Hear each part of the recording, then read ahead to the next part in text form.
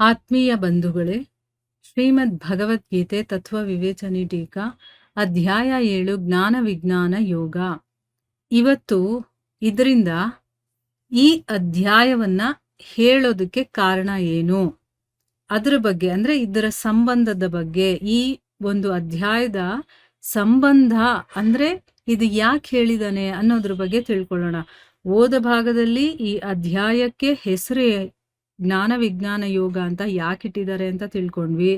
ಆಮೇಲೆ ಈ ಅಧ್ಯಾಯದಲ್ಲಿ ಏನೇನೆಲ್ಲ ವಿಷಯಗಳು ಬರುತ್ತೆ ಅಂತ ತಿಳ್ಕೊಂಡ್ವಿ. ಈಗ ಈ ಅಧ್ಯಾಯವನ್ನ ಹೇಳೋದಕ್ಕೆ ಒಂದು ಕಾರಣ ಬೇಕಲ್ವಾ? ಸೊ ಅದರ ಬಗ್ಗೆ ಈಗ ತಿಳ್ಕೊಳ್ಳೋಣ. 6ನೇ ಅಧ್ಯಾಯದ ಅಂತಿಮ ಶ್ಲೋಕದಲ್ಲಿ ಭಗವಂತ ಏನ್ ಹೇಳಿದಾನೆ? ಅಂತರಾತ್ಮನನ್ನ ನನ್ನಲ್ಲಿ ನಿಯೋಜಿಸಿ, ಅಂದ್ರೆ ಅವನ ಕಂಪ್ಲೀಟು ಸರೆಂಡರ್ನೆಸ್ ಇರಬೇಕು. ನನಗೇ ಅವನು ಕಂಪ್ಲೀಟು ಶರಣಾಗತಿ ಆಗಿರ್ಬೇಕು. ಅವನ ಆತ್ಮ ನನ್ನಲ್ಲೇ ಇರಬೇಕು, ನನ್ನಲ್ಲೇ ಅವನ ಮನಸ್ಸಿರಬೇಕು ಅಂತ. ಆ ರೀತಿ ಶ್ರದ್ಧೆಯಿಂದ ಪ್ರೀತಿಯಿಂದ ನನ್ನನ್ನು ಭಜಿಸ್ತಾನಲ್ಲ, ಅವನು ಎಲ್ಲ ರೀತಿಯ ಯೋಗಿಗಳಲ್ಲೂ ಕೂಡ ಉತ್ತಮ ಯೋಗಿ ಆಗಿದ್ದಾನೆ ಅಂತ ಹೇಳಿದನಲ್ವಾ.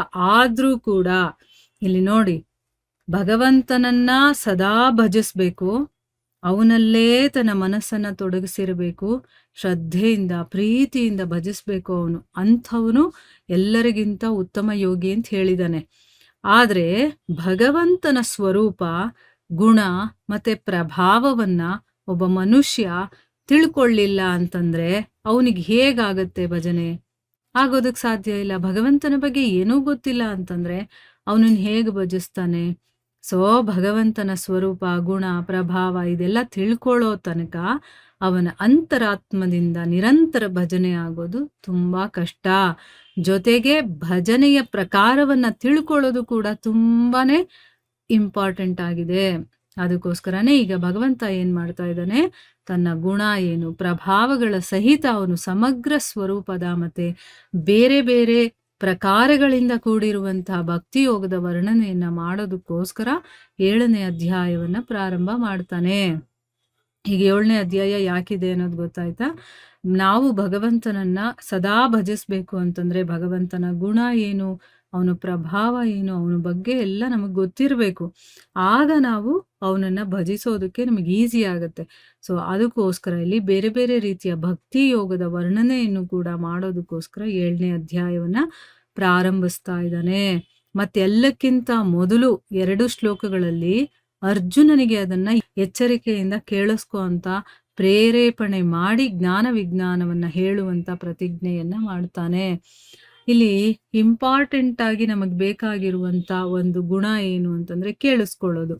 ಅದು ಫುಲ್ ಕಾನ್ಸಂಟ್ರೇಷನ್ ಇಂದ ಕೇಳಿಸ್ಕೊಳ್ಳೋದು. ಅದನ್ನ ಒಂದನ್ನ ನಾವು ಮಾಡೋದಿಲ್ಲ, ಅದು ಭಗವಂತನಿಗೆ ಗೊತ್ತಿದೆ. ಅದಕ್ಕೋಸ್ಕರ ಇಲ್ಲಿ ನಮ್ಗೆ ಎಚ್ಚರಿಕೆ ಕೊಡ್ತಾ ಇದ್ದಾನೆ. ಇಲ್ಲಿ ಅರ್ಜುನನಿಗೆ ಹೇಳ್ತಾ ಇದ್ದಾನೆ ಅಂತಂದ್ರೆ ಅಲ್ಲಿ ಅರ್ಜುನನಿಗೆ ಹೇಳ್ತಾ ಇದ್ದಾನೆ ಅಂತಲ್ಲ, ಅವನು ಮೂಲಕ ನಮಗೆ ಹೇಳ್ತಾ ಇರೋದು. ತುಂಬಾ ಎಚ್ಚರಿಕೆಯಿಂದ ಕೇಳಿಸ್ಕೋ, ನಾನಿವಾಗ ಹೇಳುವಂತ ವಿಷಯ ತುಂಬಾ ಇಂಪಾರ್ಟೆಂಟು ಅಂತನ್ಬಿಟ್ಟು ಹೇಳಿ ಜ್ಞಾನ ವಿಜ್ಞಾನವನ್ನ ನಾನು ಹೇಳ್ತೀನಿ. ಇದೆಲ್ಲ ವಿಚಾರಗಳು ಸಿಗೋದು ದುರ್ಲಭವಾಗಿರುವಂಥದ್ದು, ಎಲ್ಲರಿಗೂ ಸಿಗಲ್ಲ. ಈಗ ಒಂದು ಮನೆಯಲ್ಲಿ ಎಷ್ಟು ಜನ ಇರ್ತಾರೋ ಅಷ್ಟೂ ಜನ ಭಗವದ್ಗೀತೆಯನ್ನ ಓದಿ ತಿಳ್ಕೊಳ್ತಾರಾ? ಇಲ್ಲ. ಅದ್ರಲ್ಲಿ ಒಬ್ಬರಿಗೆ ಯಾರಿಗೋ ಆ ಒಂದು ಆಪರ್ಚುನಿಟಿ ಸಿಕ್ಕಿರುತ್ತೆ. ಅಂದ್ರೆ ಎಲ್ಲರಿಗೂ ಸಿಗುವಂಥದ್ದಲ್ಲ.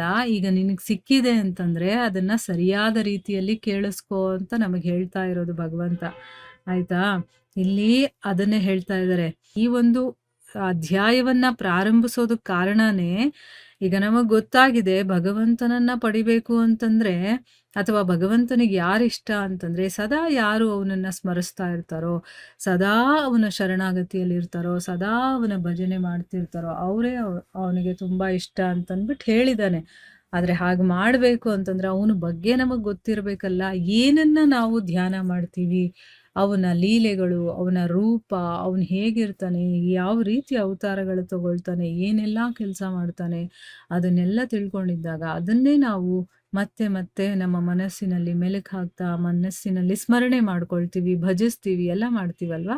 ಸೊ ಅದಕ್ಕೋಸ್ಕರನೇ ಬೇರೆ ಬೇರೆ ರೀತಿಯ ಪ್ರಕಾರಗಳು ಯಾವ್ಯಾವುದಿದೆ ಭಕ್ತಿ ಯೋಗದಲ್ಲಿ ಅದನ್ನು ಕೂಡ ವರ್ಣನೆ ಮಾಡ್ತಾನೆ. ಆದ್ರೆ ಇಲ್ಲಿ ಎಲ್ಲಕ್ಕಿಂತ ಮೊದಲು 2 ಶ್ಲೋಕಗಳಲ್ಲಿ ಅವನು ಎಚ್ಚರಿಕೆ ಕೊಡ್ತಾ ಇದ್ದಾನೆ. ನಾನು ಇವಾಗ ಜ್ಞಾನ ವಿಜ್ಞಾನವನ್ನು ಹೇಳ್ತೀನಿ, ಆದರೆ ನೀನು ಅದನ್ನು ಚೆನ್ನಾಗಿ ಸರಿಯಾದ ರೀತಿಯಲ್ಲಿ ಎಚ್ಚರಿಕೆಯಿಂದ ಕೇಳಿಸ್ಕೋ ಅಂತಂದ್ಬಿಟ್ಟು ಹೇಳ್ತಾ ಇದ್ದಾನೆ ಅನ್ನೋದು ಇದರ ಅರ್ಥ. ಸೊ ಇಲ್ಲಿಗೆ ನಾವು ನಿಲ್ಲಿಸೋಣ. ಹರೇ ಕೃಷ್ಣ.